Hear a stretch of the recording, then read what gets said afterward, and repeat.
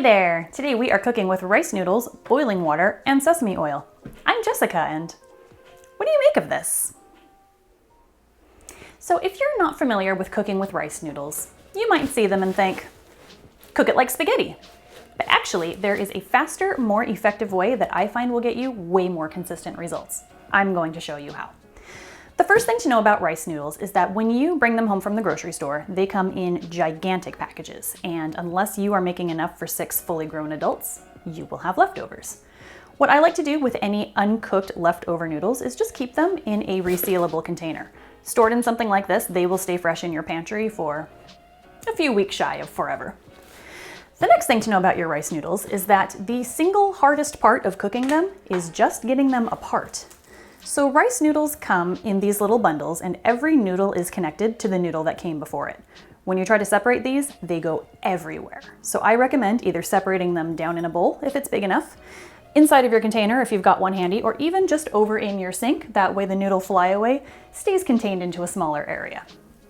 So for a serving size, I like to do about 1 loose handful per person, and that will get you a pretty generous serving.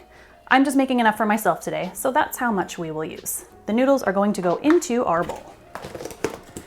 And the next thing we're going to do is just take some boiling water. This is from my handy dandy electric kettle, and we're just going to start pouring the water over the noodles. Now, this is really more of a method than a recipe, so I won't tell you exactly how much water to pour, but what you want to do is just keep pouring until your noodles are completely covered. In this situation, more water is better because what you don't want is so little water that it cools before the noodles have a chance to cook.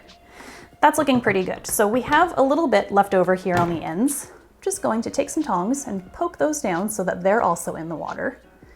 And now that everything is underwater, we're just going to cover them. I like to just use a dinner plate. I find you get a really good seal, and this thing will fit on just about any bowl in your kitchen. We're going to put the plate on, and we're going to set a timer for 5 minutes. So 5 minutes is up. It's time to check on our noodles. We'll just get rid of that cover, and let's see what we've got. And look, they're noodly. That's how you know they're ready. So the next thing we're going to do is just come on over to the sink and drain them. Be very careful, especially if you're using a glass bowl like mine. It's very heavy and it's very hot. So we're just going to come over to the sink and give these a drain. So make sure you shake these off very well. If there is any water still clinging to the noodles, they will continue cooking. And at this point, they're pretty much perfect. So we want to make sure we stop that cooking process. Once they have stopped dripping quite so much, they can go right back into the bowl. And at this point, you really could use the noodles just how they are, but there is an extra secret ingredient I like to add, and that is sesame oil. So what sesame oil does is it's going to give the noodles a really nice nutty flavor, but it's also going to keep them from clumping together and forming a giant super noodle.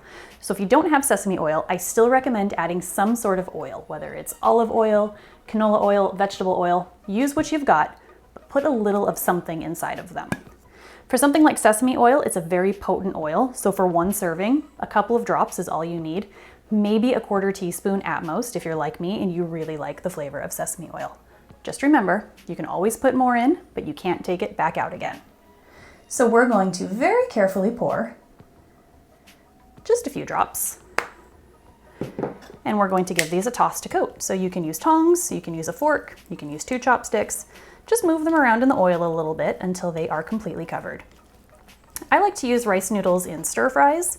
They're a really great way to stretch a pot of soup, especially if you don't have a lot of soup and you're trying to feed a lot of people. And if gluten is not your friend, you can actually use rice noodles interchangeably with traditional wheat pasta, and it is delicious in any of your recipes.